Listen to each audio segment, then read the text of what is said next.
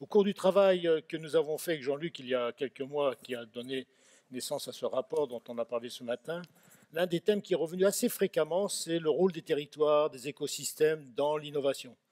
Et mon ami Jacques Guyard, qui était venu me voir au CNRS lorsqu'il était encore maire d'Évry, et qui défendait au fond le projet Génopole avant l'heure, me rappelait que tout ceci est assez récent. On parlait de territoire et du rôle des territoires dans l'innovation, dans le développement économique.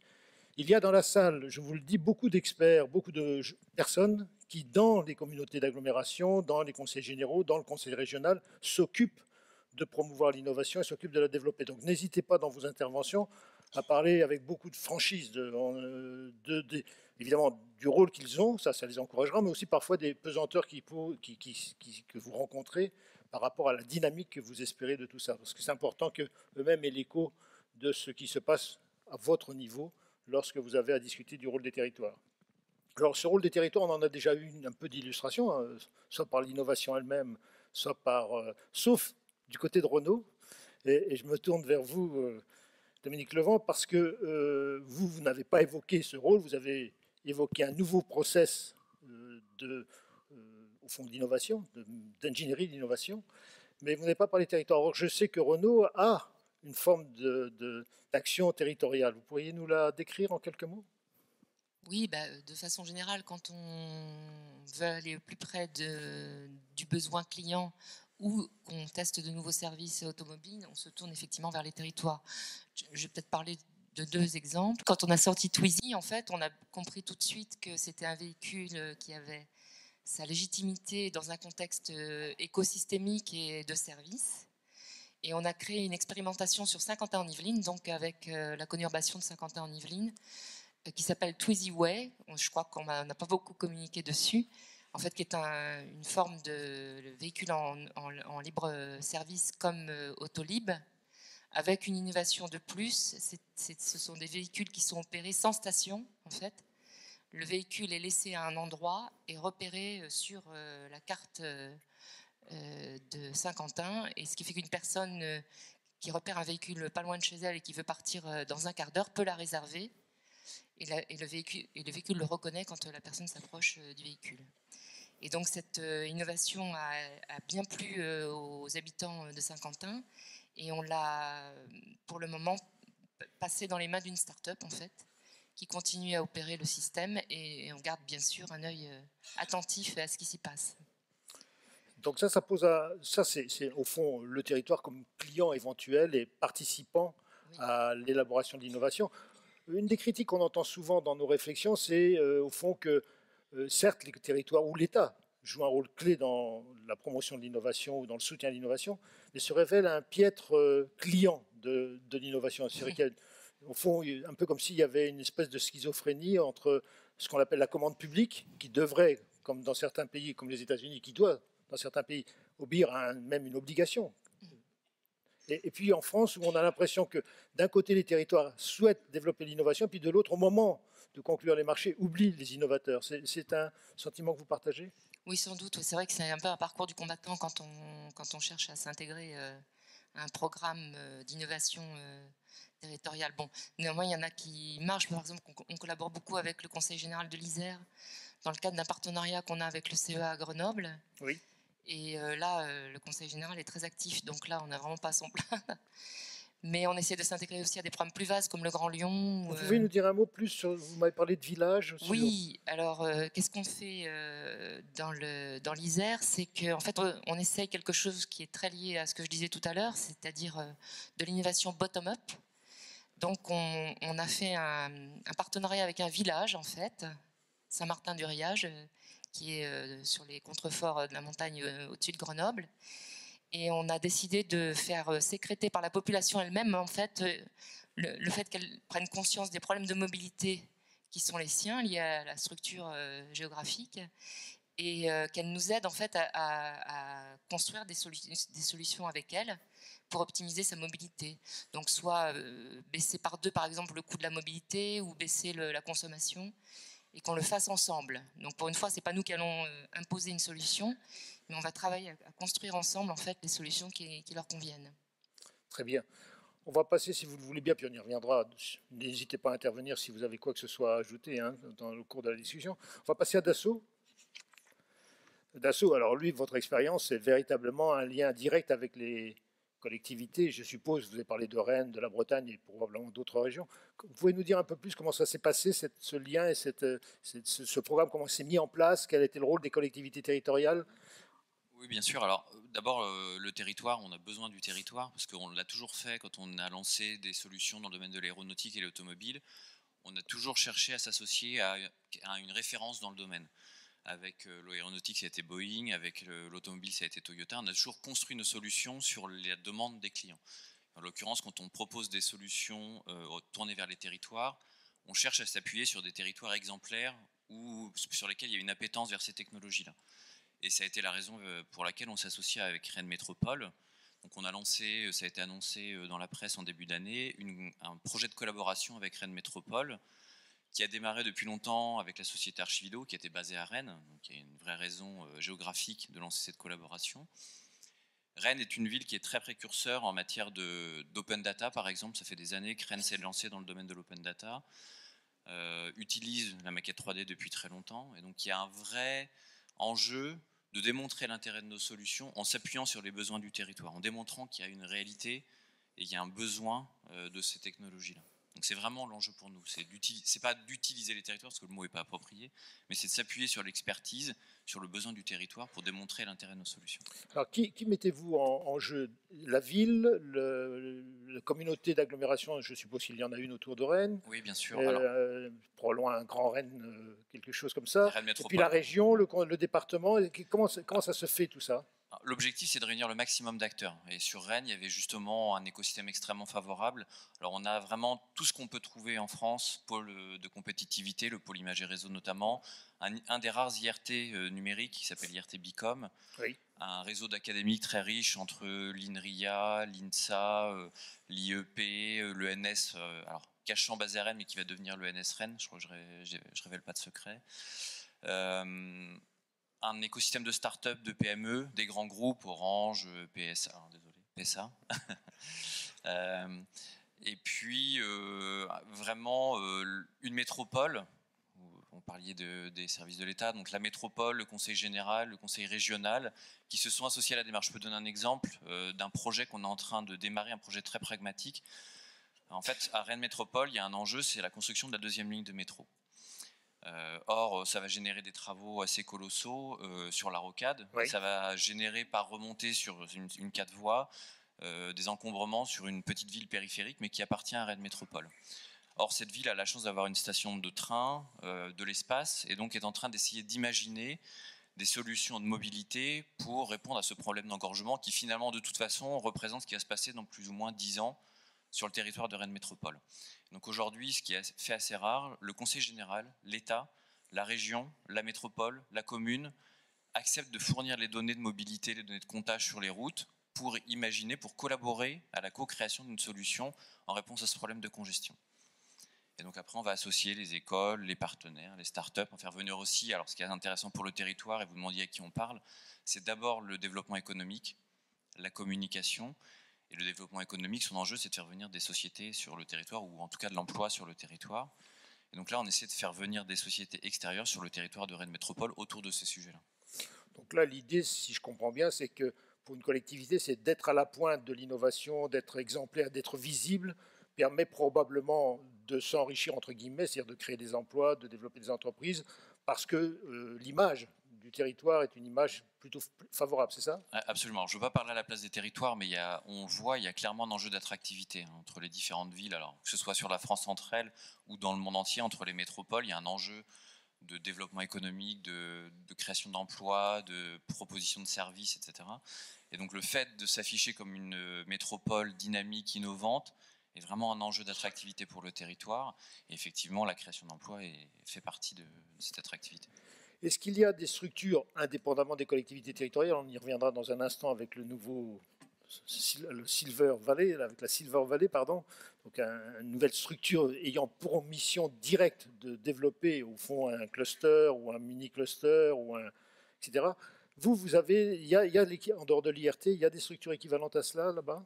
Alors, on retrouve... Vous avez parlé du pôle de compétitivité. Le pôle de compétitivité Imagerie Réseau joue un rôle clé de réunion des grands groupes, des PME, des startups, des académiques. Donc ça, c'est un élément important parce que c'est générateur de projets. C'est vraiment une filière pour créer des projets et faire en sorte que tous les savoir-faire puissent être valorisés. Alors, on parle de la table ronde d'après, c'est sur l'international. Je pense que tout ce qui se crée dans ces pôles a une possibilité et un relais vers l'international par la suite. Au fond, si on résume et si on part de l'idée de Jacques, il y a 20 ans, il n'y a pas grand-chose, il y a un changement qualitatif assez profond dans nos territoires qui ont pris à bras-le-corps le problème de l'innovation ou du développement économique, hein, qui est plus large, bien entendu. Et ça devient maintenant, donc il y a de quoi espérer pour l'avenir. Oui, je pense qu'il y a un écosystème assez favorable. Alors après, il y a tout un problème évidemment financier. On va y venir pas dans un aborder instant. les problèmes tout de suite, mais justement dans vos interactions à tous les deux, est-ce qu'il y a des aspects, enfin des choses que vous avez vécues qui vous ont freiné, ou quelles seraient les propositions que vous feriez pour, par exemple, une des points qu'on n'a pas voulu aborder avec Jean-Luc parce qu'on n'avait pas de quoi l'aborder, qui était la multiplicité des acteurs qui intervient. Et on s'était dit avec lui sagement qu'avant de dire tel acteur devrait être marginalisé ou être moins considéré là-dedans, il fallait d'abord les évaluer. Et la France, d'ailleurs, je le redis, ne dispose toujours pas de système. Autant on a un système d'évaluation de la recherche de qualité, un système d'évaluation de nos entreprises de qualité ici, autant en matière d'innovation, il n'y a pas l'instrument dont on pourrait se doter qui permettrait de dire telle structure a été utile il y a 5-10 ans, aujourd'hui elle est un petit peu dépassée. Et donc c'est drôle que dans un domaine qui se veut porteur de nouveautés en permanence, on n'ait pas nous-mêmes la capacité au fond, donc on fait ça par sédimentation successive. Vous, dans votre vécu, dans ces interactions, est-ce qu'il y a des recommandations ou des aspects que vous pourriez citer pour améliorer les choses? Moi, je dirais la première chose, c'est de s'autoriser à d'essayer des choses et d'avoir des échecs. Oui. Et de très vite réagir, parce que je crois qu'en France, on est un peu trop long à se dire que finalement, ce qu'on avait commencé à faire ne convient pas, il faut changer. Donc, et que tous les partenaires se mettent d'accord de réorienter le programme pour que ce soit plus performant, quoi, en fait. D'accord. C'était ma première réaction. Ok. Alors, moi, je pense qu'il y a deux choses. Il y a une chose sur le côté difficulté, vous en avez parlé, c'est un peu le millefeuille administratif, c'est savoir où sont les compétences, qui s'occupent de l'innovation à l'échelle de la métropole, de la ville, du département, c'est assez compliqué.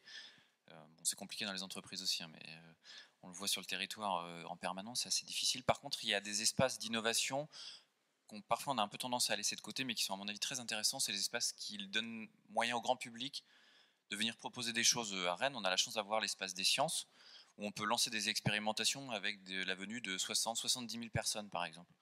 Là, on recueille des propositions qu'on n'aurait jamais attendues, par exemple. Un exemple type, la 3D, on a l'impression que ça va plaire aux jeunes. Bon, c'est tout l'inverse. Bon. La 3D plaît. Alors, qui a dit les vieux tout à l'heure?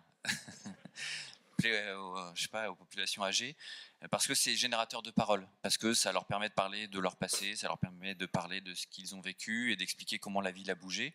Et c'est assez étonnant. Et si on n'avait pas eu cet espace d'échange avec le grand public, on n'aurait sans doute pas vu ça, quoi. D'accord. Mais j'imagine que le pôle de compétitivité, par exemple, peut vous aider à trouver les bons interlocuteurs. Est-ce que c'est une espèce de plaque tournante ou pas? Alors, c'est une plaque tournante pour des projets assez formatés de pôle. Je pense que malgré tout, ça reste assez fort. Enfin, je suis pas sûr qu'il y ait une innovation. Il y a un schéma de fonctionnement entre PME, grands groupes académiques, monter des projets collaboratifs. Ça fonctionne très bien. Je suis pas sûr que sur ce genre d'expérimentation, ce soit le rôle du pôle. D'accord. On va passer à vous maintenant sur la Silver Valley. Je vous avoue très franchement, j'ignorais, je ne connaissais pas cette initiative focalisée que nous sommes sur Évry, Génopôle, etc. Et je trouve que c'est un excellent projet. Je connaissais bien en revanche le problème biologique et génétique. J'avais d'ailleurs travaillé avec mon ami Daniel Cohen sur l'idée que si on s'intéressait aux gènes des personnes qui vivent au-delà de 100 ans, on aurait peut-être là des solutions toutes trouvées contre les pathologies, parce qu'il n'y a pas que le problème d'environnement. Mais en dehors de ça, je ne suis pas allé plus loin. Donc, vous, en clair, vous êtes en train de construire un écosystème autour de cette préoccupation. J'ai vu votre schéma avec la pépinière, l'hôtel d'entreprise, l'espace d'accueil, tout ça. Donc, vous, comment vous avez interagi avec les territoires pour aboutir à ce résultat? Alors, en fait, tout a commencé il y a plus de 10 ans. Donc c'est pas un sujet qui il est récent à l'échelle de l'humanité, il est moins récent à l'échelle d'un territoire. Et donc ça fait plus de 10 ans que le Conseil général du Val-de-Marne, la ville d'Ivry-sur-Seine et la ville de Vitry-sur-Seine, accompagnés par des fonds FEDER, ont mis en place une valorisation de leur territoire sur la thématique. Alors à l'époque on appelait ça la gérontechnologie, aujourd'hui on appelle ça l'économie du vieillissement, la silver economy, et ils ont travaillé avec les acteurs qui avaient la compétence sur leur territoire. Sanofi, l'hôpital Charlefoix, le Conseil général, les villes qui à cette époque connaissaient, donc ça c'était dans les années 80-90, qui connaissaient quand même un nombre d'actifs se déplacer, en tout cas des cadres se déplacer vers la ville de Paris. Donc l'enjeu c'était comment je redonne de l'attractivité à mon territoire sur une thématique porteuse, donc la filière, la silver economy, avec des acteurs compétents. Et donc on a mis en place, ça fait l'objet moi de ma thèse de doctorat à l'école centrale, de justement structurer un plan d'action avec des acteurs qui ont parfois des valeurs et des intérêts complètement différents. Je prends un exemple très concret, une association qui fait du portage de repas, du service à domicile pour des seniors et une entreprise comme Orange n'ont pas forcément les mêmes intérêts, les mêmes valeurs à développer des solutions dans ce domaine. Pourtant, ils ont une ambition commune, et cette ambition commune, c'est en réponse au AAA de Madame Delaunay, anticiper, adapter, accompagner de la future loi sur la santé. Ben nous, notre objectif, c'est de lui répondre par un quadruple I, initier en Ile-de-France l'innovation et l'industrialiser. Et donc pour ça, cet objectif-là, il passe par une proximité avec des acteurs qui peuvent permettre l'accès à la recherche vers le transfert de technologie. C'est pour ça qu'on fait partie des pôles de compétitivité et qu'on travaille avec les 4 pôles de compétitivité qui ont formé le groupe Ticket Santé, Cap Digital, Systématique Médicine et Finance Innovation, et qu'on travaille aussi avec l'ensemble des acteurs publics et privés qui participent à la création d'entreprises. L'intérêt aussi qu'on a par rapport au pôle de compétitivité, c'est d'être directement sur le marché. C'est-à-dire qu'on travaille avec les utilisateurs de demain. Les groupements de maisons de retraite, c'est un acteur, mais des associations aussi de professionnels qui interviennent au domicile. Et avec l'ensemble de ces acteurs, on pense contribuer à un écosystème qui soit propice à l'innovation sur ce territoire. Et vous l'avez dit, un territoire se doit de communiquer. Et pour communiquer et cristalliser en fait l'ensemble de ces actions, puisqu'on finance, on accompagne et on détecte des projets, il fallait développer une marque qui soit suffisamment porteuse, et c'est pour ça qu'on a développé la marque Silver Valley pour se faire connaître des étrangers. Et j'ai un exemple très concret parce qu'on a une philosophie, même si on est une entreprise, de piloter l'association comme une entreprise avec des indicateurs de performance, avec des données macroéconomiques, donc de la création d'emplois. Tout ça c'est mesuré sur notre plan d'action. L'idée c'était de pouvoir internationaliser notre savoir-faire, et on l'a fait très concrètement avec le développement d'une structure qui va peut-être s'appeler Soliage Québec, donc au Québec, dans la région de l'Estrie, avec des industriels, des partenaires d'innovation. La ville de Québec. La ville, pas de Québec, au Québec, la province, une des provinces du Canada, et la ville qui s'appelle Sherbrooke, où il y a un des plus grands centres de recherche sur le vieillissement au monde. Donc, vous voyez que là, en matière d'innovation organisationnelle, on a été capable de valoriser notre savoir-faire. Et ce qu'on recherche maintenant en créant d'autres organisations similaires, c'est à permettre l'accès au marché d'autres pays pour nos entreprises, et inversement, la réciproque est vraie, l'accès par exemple aux Québécois au marché français, dans le but de créer de l'économie, de la compétitivité et du mieux-être pour nos personnes âgées. Très bien. En dehors de cette table ronde, il faudra qu'on se voit parce qu'on a exactement les mêmes interactions, mais sur notre domaine. Et je pense que si on conjugue nos efforts, en particulier dans le domaine international, à travers des structures pas formelles, mais des actions communes, on peut être encore plus efficace. Tout à fait. Alors, on vient de signer une convention avec UbiFrance en décembre pour justement réaliser ça. Et puis, pour dernière chose que je voulais aussi indiquer, tout à l'heure, vous parliez du rôle des collectivités, des territoires. Oui. Je pense que on dit toujours que le numérique, enfin toutes les technologies qui sont faites dans le numérique supportent des services, et c'est les services qui rendent de la valeur ajoutée et de la création de richesse. Je pense que les territoires supportent les entreprises. Donc c'est à un autre niveau, mais c'est ça, cette idée-là, c'est l'entreprise crée du service pour le territoire. Et le territoire, en tout cas en région Île-de-France, nous ça se matérialise par un contrat de performance qui est en cours de rédaction entre l'État, la région Île-de-France, le Conseil général du Val-de-Marne et la communauté d'agglomération d'Ivry, Vitry et Choisy-le-Roi. Nous, on a créé à peu près depuis 10 ans 600 emplois, plus de 100 millions de chiffres d'affaires, des entreprises comme la société qui s'appelle iBrain, qui a des brevets aujourd'hui mondiaux sur un système qui mesure l'oculométrie en fait, des yeux et qui permet d'anticiper des maladies neurologiques comme Alzheimer ou Parkinson. Ça, ce sont des entreprises qui aujourd'hui ont levé des fonds et qui, effectivement, s'ils n'avaient pas baigné dans cet écosystème, auraient, je pense, réussi à développer leurs solutions, mais auraient eu un time to market beaucoup plus long que ce qu'ils ont eu aujourd'hui. Effectivement, il y a du travail à faire encore dans la commande publique.